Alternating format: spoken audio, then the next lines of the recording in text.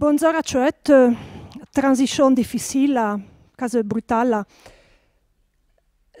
Je vous dirais simplement merci a voi d'être seglia. Et m'associo ai parole de ceux che l'hanno pregia devant me, remercie en particulier donc David et Bruno et Chantal, l'assesseur Chantal Certain per le parole che penso ci trae la tocciano bien. Ouais. Le rôle des dictionnaires de patois dans l'apprentissage de la langue. Première chose, vous voyez, dictionnaire de patois entre guillemets, parce que c'est l'expression utilisée dans chacune des publications. Presque toutes les publications commencent par dictionnaire de patois de, etc. Donc nous allons voir ce que cette expression signifie en profondeur. Aujourd'hui, lexicographie et apprentissage du franco-provençal sont au centre de ce colloque, plus réduit que les autres années, mais que nous espérons très dense. En réfléchissant sur le phénomène contemporain de revitalisation et de récupération linguistique du franco-provençal, le Centre d'études franco-provençal avait l'exigence de faire le point sur l'usage effectif des dictionnaires qui ont été publiés au fil des années, sur le rôle dont ils sont investis pour, entre guillemets, comme on dit, sauver la langue, sur les attentes et sur les espoirs des auteurs et des lecteurs.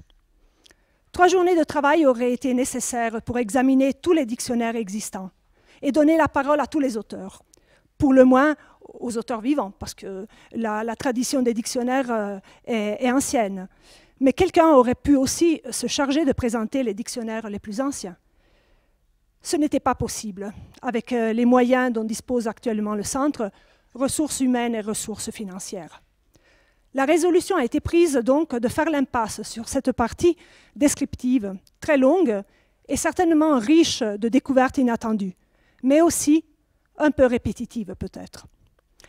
Pour avoir échangé avec de nombreux auteurs de dictionnaires au fil du temps, pour en avoir aussi interviewé un certain nombre, pour avoir feuilleté la presque totalité de ce qui s'est fait dans l'ère franco-provençale en matière de dictionnaire, pour avoir enfin recueilli les commentaires et les réflexions de bon nombre de personnes qui ont travaillé autour des dictionnaires, que ce soit des lecteurs, des dialectologues, des linguistes, des sociolinguistes, des apprenants, des enseignants, nous savons que les problèmes rencontrés dans la rédaction des dictionnaires de patois sont souvent les mêmes.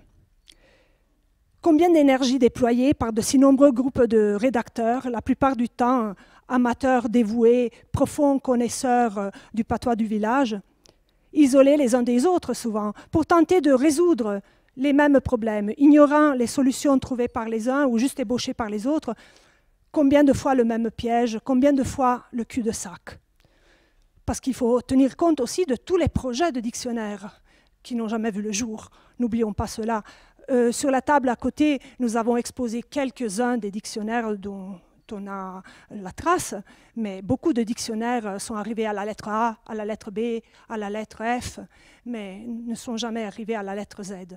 Et malheureusement, voilà, là aussi, il y a eu beaucoup de travail que nous ne connaîtrons jamais.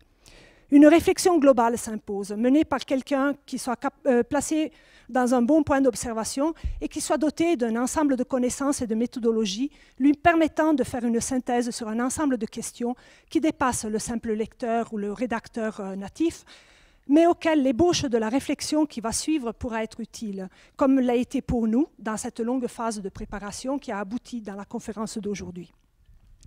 Donc, 3 communications vont suivre maintenant, alliant des points de vue différents sur la langue, à cheval entre plusieurs disciplines et entre les différentes régions franco-provençales, qui sont aussi le fruit d'expériences différentes dans le domaine de la recherche, de la transmission et de la revitalisation de la langue. Du dictionnaire de patois de village au dictionnaire pan-franco-provençal, du glossaire bilingue au dictionnaire interactif, de l'initiative populaire au projet scientifique, comment le dictionnaire de patois s'insère-t-il dans la didactique franco-provençale et dans les démarches individuelles d'apprentissage de la langue? Dans quelle mesure le dictionnaire est un outil pour apprendre le franco-provençal?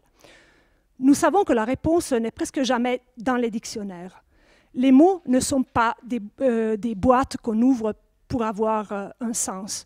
Le sens est toujours plus loin, construit dans l'usage, en contexte. Et enfermer le contexte dans un dictionnaire, c'est un certain défi. N'y aurait-il pas une part de mystification dans un projet de dictionnaire conservatoire quand on sait que le sens est toujours en devenir et qu'il se construit dans l'usage jour après jour, au gré des contextes? N'y aurait-il pas une part de mystification aussi dans un projet de dictionnaire visant à sauver la langue, comme on dit? Sauver la langue de l'oubli, à se doter d'un instrument qui pourrait ressusciter la langue là où elle serait morte. Comme dans les mots de Sabino Arana, écrivain et père du nationalisme basque contemporain de notre abbé Serlogne, qui justement espérait pouvoir sauver la langue même et la faire ressusciter à travers un dictionnaire, même là où elle ne se parlerait plus.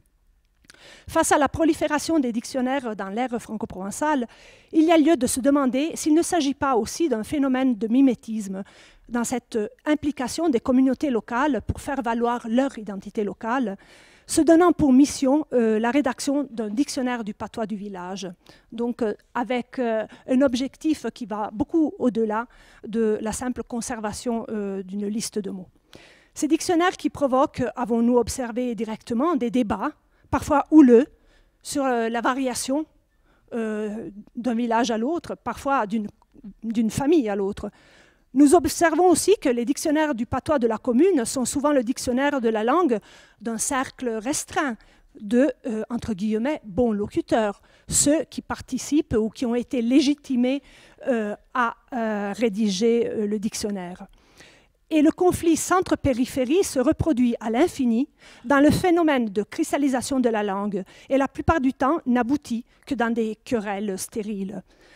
La variation diastratique, c'est-à-dire la variation sur la base des couches sociales, langue de la bourgeoisie ou des paysans, langue de certaines catégories, des chasseurs, des émigrés saisonniers, ou bien la variation diaphasique, à savoir la variation qui peut être observée selon le type de discours, formel ou moins formel, ou la variation diagénique entre femmes, langue des femmes et langue des hommes. Ces variations passent souvent inaperçues. Et pourtant, quelle importance ces distinctions! Se tromper de registre entraîne la condamnation sociale, peu importe si le locuteur est un apprenant qui ne maîtrise pas l'ensemble des registres. Si on parle avec des mots issus de la langue populaire dans un contexte formel, c'est quand même répréhensible.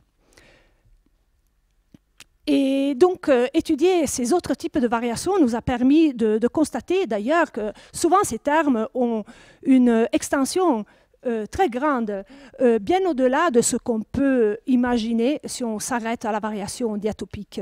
Donc, la variation géographique n'est pas la seule qui devra être prise en compte. Encore un élément à étudier rigoureusement, donc, dans le cadre d'une approche plus holistique, on va dire plus totale, plus globale à l'univers franco-provençal.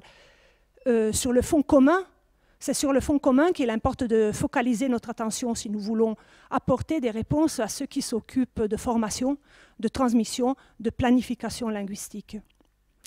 Et dans le supplément au dictionnaire de Raymond Vauterin, que nous présenterons plus tard, vous trouverez des exemples très goûteux encore de cette langue basse, souvent moins représentée dans les écrits, dans les documents écrits concernant le franco-provençal. Des expressions très goûteuses, par exemple, vous pourrez voir à la voix creux, croix, une petite prière, voilà, une parodie de prière. Et des expressions comme tourner à baraque, cache basilizzat, etc., etc. Voilà. Je vous le laisse découvrir. Les bons locuteurs, comme on dit, ont écrit le dictionnaire du patois du village parfois, et souvent légitimé dans l'opération par quelques savants ou quelques institutions. Ils ont aussi parfois exclu des locuteurs qui ont été jugés moins bons ou indignes, et ces derniers ont eu en quelque sorte la langue coupée. Là aussi, ça aurait donné peut-être une autre version du dictionnaire de la commune. La concurrence de légitimité a parfois fait beaucoup de mal à l'intérieur des villages. Et on peut se demander s'il n'y a pas méprise dans cette alliance entre le lexicographe et le dernier patoisan. quelles sont les représentations de la langue et du bon locuteur qui supportent cette stratégie? Est-ce qu'il y a une stratégie unitaire ou là encore ça change d'un contexte à l'autre? Et enfin, quel est le véritable objet de la transmission dans cette patrimonialisation de la langue locale, où le dictionnaire de patois est érigé en monument d'une communauté, voire d'une entière civilisation? La transmission d'une langue comme transfert de données de la mémoire orale collective, dans le cas d'un dictionnaire de patois de village, à un dictionnaire coffre qui conserverait tous les mots rares ou quand même tous les mots d'une langue d'un parler local, ou bien de celui-ci à la tête d'un nouveau locuteur. Ces transferts reposent sur une métaphore, comme nous pouvons le lire dans les écrits de Fishman, c'est-à-dire qu'en réalité, ce n'est pas vraiment la langue. Ce n'est pas si facile de transférer la langue d'une tête à l'autre. Ce qu'on peut transmettre, c'est une modalité de socialisation langagère. C'est le choix de se servir, de faire appel à une certaine langue pour socialiser. Pas tous les mots ne pourront peut-être être transmis de la même façon. Dans ce cas, le dictionnaire ne serait plus investi de la même fonction. Il serait un outil indispensable, mais un outil dans les mains de locuteurs, auquel reviendra le choix de partager ce mode de socialisation. Donc. Et voilà, après ces quelques considérations qui ouvrent un certain nombre d'interrogations, je laisse la parole à nos trois intervenants, chacun des trois appartenant à l'un des trois versants du Mont Blanc.